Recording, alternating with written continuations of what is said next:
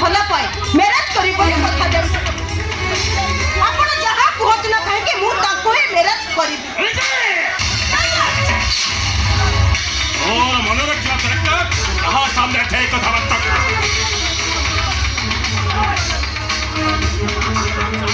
ମୁଁ ଜଣେ କୋଟିପତିର ଝିଅ ଆଉ ସେ ଜଣେ ପାଣି କାଗରେ ଖାଟି ଚକୁ ଉଠାଇ ଶାଗ ପଖାଳ ଖାଉଥିବା ଚାଷୀ ମୁଲିଆର ଭାଇ ପିଲାଟି ଦିନରୁ ମୋ ସୁନାର ଚାବୁକିରେ ଖାଉଥିବା ବେଳେ ଆଉ ସେ ଦିନକୁ ଦି ମୁଠ ନ ଖାଇ ପାଇ ଭୋକ ଉପାସରେ ପଡ଼ି ରହୁଛି ତଥାପି ସେ ମୋ ଆଖିର ସୁନ୍ଦର ଆଉ ଚିର ସୁନ୍ଦର ଆକାଶରୁ ଚେନା ସୂର୍ଯ୍ୟ କିରଣ ପାଇ ମୁଁ କଣ ଖୁସି ହେଇପାରିବି ନା ଆକାଶରେ ଝଡ଼ୁଆ ବର୍ଷା ସେ ସୂର୍ଯ୍ୟ କିରଣ କଣ ଶୁଖେଇ ଦେଇପାରିବ ନା ଆନନ୍ଦ ଥାଏ ହସିବାର ସେ ଆନନ୍ଦ ନଥାଏ ନା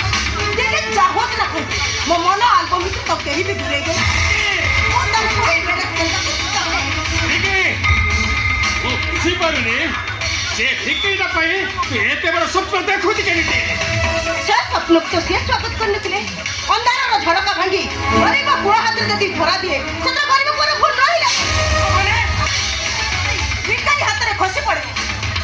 ଭୁଲ ରହିଲା କହୁଛି ମାନେ କ'ଣ କରିବାକୁ ଚାହୁଁଛୁ ଦିଲ୍ଲୀକୁ ମଧ୍ୟ ପ୍ରଥମ ଭଲ ପାଇନଥିଲେ ସେ ଜଣେ ବିଶ୍ୱବିଦ୍ୟାଳୟର କୃତି ଛାତ୍ର ମୁଁ ତାଙ୍କ ଟ୍ୟାଲେଣ୍ଟକୁ ଭଲ ପାଇଛି ଏମିତି ମୁଠାଏ ଅଇଁଠା ଭାତ ଫିଙ୍ଗିଦେଲେ ଏମିତି କେତେ କୃତି ଛାତ୍ର ମୋ ପାଦ ତଳକୁ ଅଇଁଠା ଭାତ ଖାଇବା ପାଇଁ ଦୌଡ଼ି ଏମିତି କେତେ ମୁଠା ଅଇଁଠା ଭାତ ତମେ ଫିଙ୍ଗି ଦେଇପାରିବ ମନେ ରଖିବା ଉଚିତ ଶିକ୍ଷାର ମୂଲ୍ୟଟା ତମ ଷ୍ଟାଟସଠାରୁ ଅନେକ ବେଶୀ ତୁ ମୋ ଉପରେ ଦାବ ଦଉଛ ସତ କଥା କହିବାରେ ଏ ସାଗରରେ କେବେ ଡରିଯିବନି କାକା ରିଙ୍କି ଯଦି ତା ବଂଶ ପରମ୍ପରାକୁ ପଦାରେ ପକାଇ ଦିଲ୍ଲୀପକୁ ଭଲ ପାଉଛି ଏଥିରେ ଦିଲ୍ଲୀପର ଦୋଷ ରହିଲା କେଉଁଠି ବରଂ ମୋ ମତରେ ଦିଲ୍ଲୀପ ସହିତ ଆମେ ରିଙ୍କିର ମ୍ୟାରେଜ କରିଦେବା ଉଚିତ ସାଗର ତ ବୁଝୁନୁ କାହିଁକି ଆରେ ରିଙ୍କି ଯଦି ଦିଲ୍ଲୀପକୁ ମ୍ୟାନେଜ କରେ ଓ ଏ ସମାଜ ଆଗରେ ମୁଣ୍ଡ ଟିକେ ବାଟ ଚାଲିପାରିବୁ ତ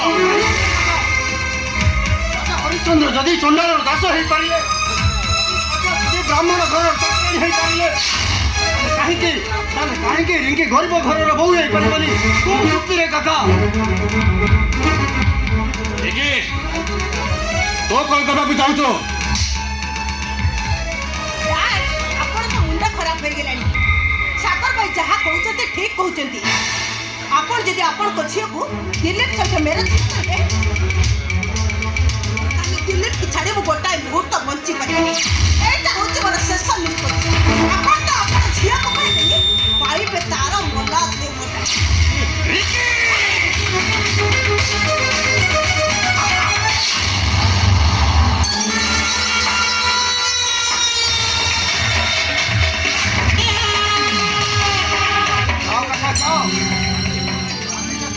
ପାହାଡ଼କୁ ନେଇ ରିଙ୍କିର ମଲା ଦେହ ଉପରେ ଠିଆ ହୋଇ ଠୁ ଠୁ ହୋଇ ହସି ବଚାଅ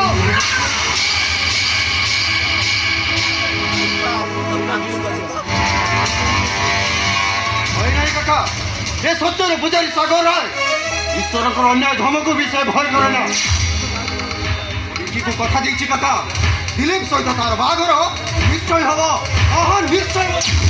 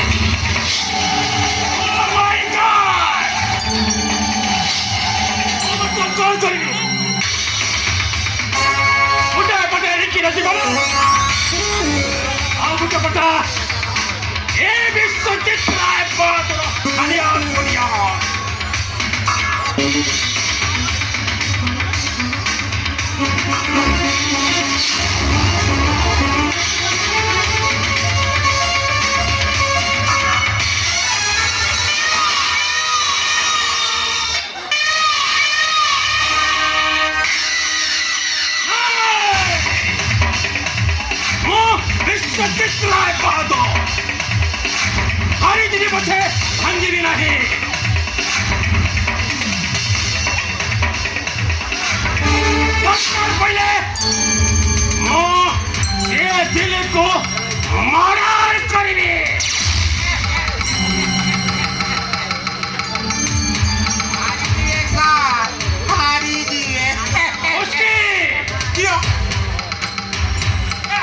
ଶୁଣ ତ ଭେଣ୍ଡି ପରକୁ ଯୁଦ୍ଧ ହେଇ ଲାଭ କ'ଣ ଓସ୍କେ ସାର୍ ଯଦି ଦିଲ୍ଲୀପକୁ ମ୍ୟାରେଜ କରେ ତ ଆପଣ ଜଣେ ପୁଲିସ ଅଫିସର ଜ୍ୱାଇଁ ପାଇଯିବେ ସାର୍ ସାଗର ଯଦି ଦିଲ୍ଲୀପର ଭଉଣୀ ସରିତାକୁ ବିବାହ କରେ ଓ ଓସ୍କେ ତମେ କ'ଣ କହୁଛ ମୁଁ କିଛି ବୁଝିପାରୁନି ଇମ୍ପୋର୍ଟାଣ୍ଟ ସମ୍ପତ୍ତି ହାତ ଛଡ଼ା ହେଇଯିବ ସାର୍ ସାର୍ ଆଉ ଗୋଟେ କଥା ଜାଣିଛନ୍ତି ସାର୍ ସାଗର ବାବୁ ଦିଲ୍ଲୀପର ଭଉଣୀ ସରିତାକୁ ଭଲ ପାଉଛନ୍ତି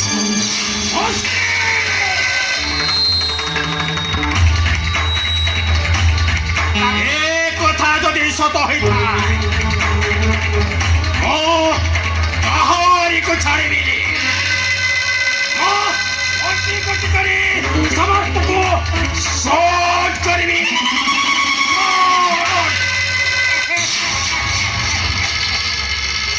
କିଛି ଲାଭ ହବନି ସାର୍ ଦରକାର ପଡ଼ିଲେ ଯନ୍ତ୍ରଣା ବଢ଼ି ସାର୍ ଆମେ ତାକୁ ହସେଇ ହସେଇ ମାରିବା ତାକୁ ନଚେଇ ନଚେଇ ମାରିବା ସାର୍ ସତରେ ତାକୁ କନ୍ଦେଇ କନ୍ଦେଇ ମାରିବା ସାର୍ ହଁ